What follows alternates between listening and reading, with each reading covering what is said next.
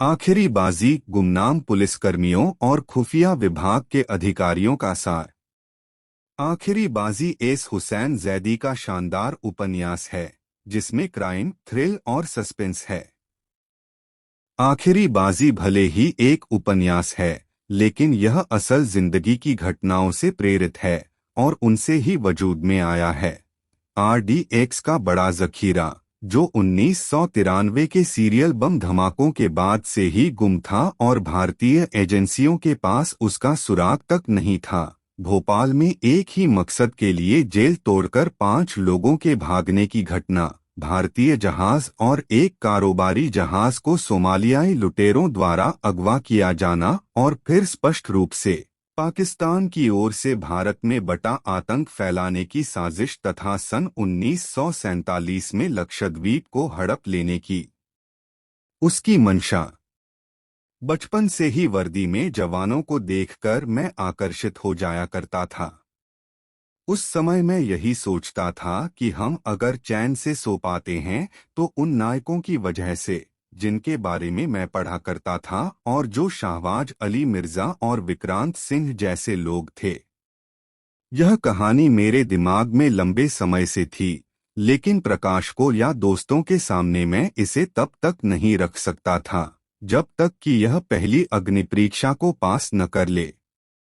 मेरी पत्नी वेल्ली और दोनों बेटे अली अम्मार और अली जैन को पिछले साल एक दिन मैं अचानक ही अंधेरी के अपने पसंदीदा रेस्टोरेंट में शाही डिनर के लिए ले गया तो सब हैरान रह गए।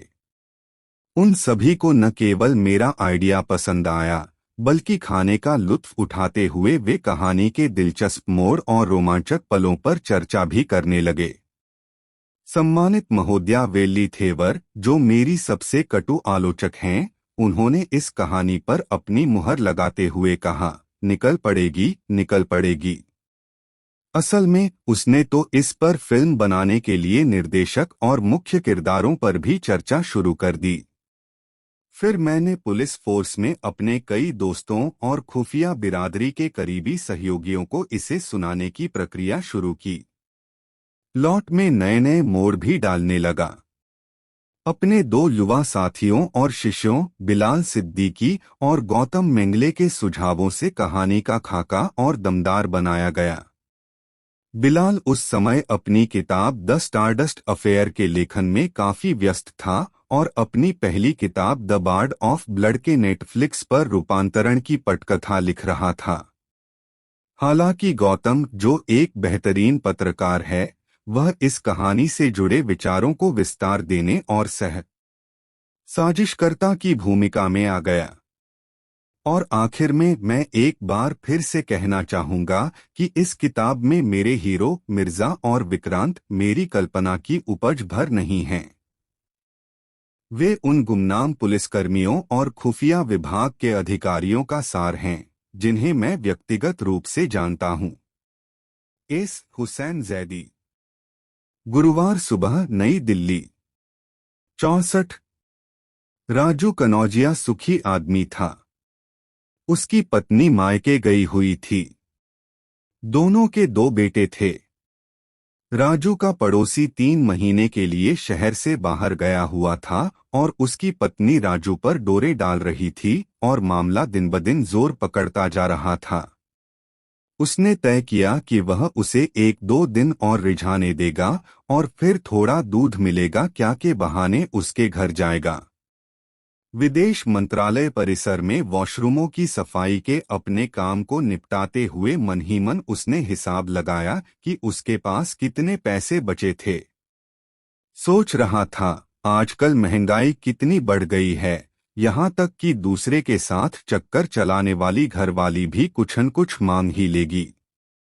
अगर वह उसके साथ रंगरेलियां मनाना चाहता है तो उस मौके पर एक तोहफा तो बनता ही है। अपने ही ख्यालों में खोए होने की वजह से उसका ध्यान बाहर मची अफरातफरी पर जाने से करीब करीब रह गया। उस समय वह दूसरी मंजिल के सामान्य शौचालय से बाहर निकल रहा था। उसे बस एक झलक भर मिली। शौचालय के दरवाजे पर खड़ा होकर कनौजिया उत्सुकता से उस नाटे व मोटे आदमी को देख रहा था जो शेरवानी एवं रोएदार टोपी लगाए हुए था और लड़खड़ाता हुआ कॉन्फ्रेंस रूम से बाहर निकला था।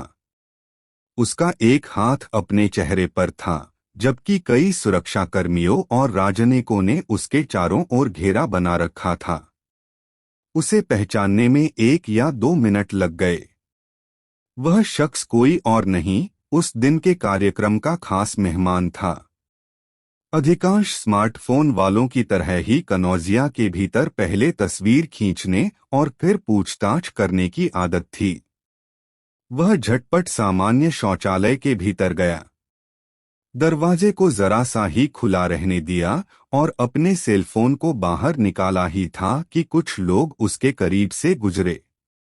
अधिकारियों वाले शौचालय की ओर जाने के लिए जैसे ही उन लोगों का समूह दरवाजे के पास से गुजरा, कनौजिया ने पाकिस्तानी उच्चायुक्त की एकदम शानदार तस्वीर खींच ली। उसकी नाक से खून बह रहा था और वह इस तरह रो रहा था जैसे स्कूल में किसी दबंग लड़के ने उसकी पिटाई कर दी हो। कनौजिया जो कुछ देख रहा था वह 26 नवंबर 2008 को होने वाली सिलसिलेवार घटनाओं का नतीजा था, जब 10 आतंकवादियों ने मुंबई शहर पर हमला बोला था और उसके चैन सुकून को छीन लिया था। 60 घंटे तक भारतीय सुरक्षा बलों के जवान बहादुरी से लड़ते रहे और बाकी सब असहाय होकर देखते रहे। पुलिस अधीक्षक विक्रांत सिंह, जो महाराष्ट्र कैडर के भारतीय पुलिस सेवा के अधिकारी थे, वे भी उनमें से एक थे। उस समय आतंकवाद निरोधी दस्ते के डिप्टी कमिश्नर विक्रांत अपने नागपाड़ा के दफ्तर में इंडियन मुजाहिदीन के एक मॉड्यूल से जुड़े कागजी काम निपटा रहे थे, जिसका पर्दाफाश उन्होंने 2 हफ्ते पहले महीनों की कड़ी मेहनत के बाद किया था। पुलिस अधीक्षक विक्रांत सिंह, जो महाराष्ट्र कैडर के भारतीय पुलिस सेवा के अधिकारी थे, वे भी उनमें से एक थे। उस समय आतंकवाद निरोधी दस्ते के डिप्टी कमिश्नर विक्रांत अपने नागपाड़ा के दफ्तर में इंडियन मुजाहिदीन के एक मॉड्यूल से जुड़े कागजी काम निपटा रहे थे, जिसका पर्दाफाश उन्होंने 2 हफ्ते पहले महीनों की कड़ी मेहनत के बाद किया था। तभी उनका फोन बजा और उनका वायरलेस पागलों की तरह शोर करने लगा। अगले 10 मिनट तक उन्होंने जो कुछ सुना उस पर उन्हें यकीन नहीं हो रहा था। आखिरी वक्त पर वे अपने दफ्तर से बाहर भागे, चमड़े के खोल में पिस्तौल डाली और एक हाथ में दूसरी मैगजीन ली, वहीं दूसरे हाथ से अपनी कार की चाबी निकाली। अगले 2 दिनों तक ओबेरॉय ट्राइडेंट होटल में विक्रांत उन आतंकियों से गोलीबारी करते रहे जो उस शहर को तबाह करने पर तुले थे, वही शहर जिसे वे बेहद चाहते थे। उन्होंने अपने कई साथियों को, जिनमें सीनियर भी थे और जूनियर भी, उस गोलीबारी में शहीद होते देखा था। राष्ट्रीय सुरक्षा गार्ड ने जब होटल पर धावा बोला और संघर्ष को अंजाम तक पहुंचाया, तब खरोंच खाए, मले कुचैले और गुस्से से पागल विक्रांत ने पुलिस की पहली गाड़ी देखते ही उसे रोका, उसमें सवार हुए और कोलाबा पुलिस स्टेशन निकल गए, जो पास में ही था। उन्होंने जांच पड़ताल के कमरे में खुद को बंद कर लिया। पुलिस स्टेशन में तैनात 4 सिपाहियों में से एक ने कमरे के पास से गुजरते हुए भीतर से कई बार आई धमधम की आवाज सुनी।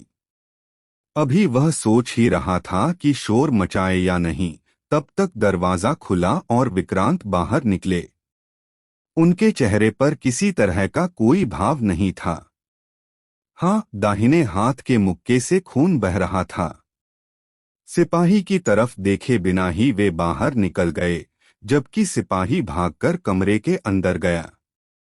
दूर की दीवार पर उसने ताजा ताजा बने गड्ढे को देखा, जिस पर खून के धब्बे थे। शौचालय के एक कोने में जाकर कनौजिया उस फोटो को देखने लगा जिसे उसने खींचा था। यह जरूर कोई बड़ा आदमी है। कनौजिया ने देखा था कि उसे भारी सुरक्षा के बीच बिल्डिंग में लाया गया था और कई बेहद महत्वपूर्ण लोग उसके स्वागत के लिए भागकर गए थे।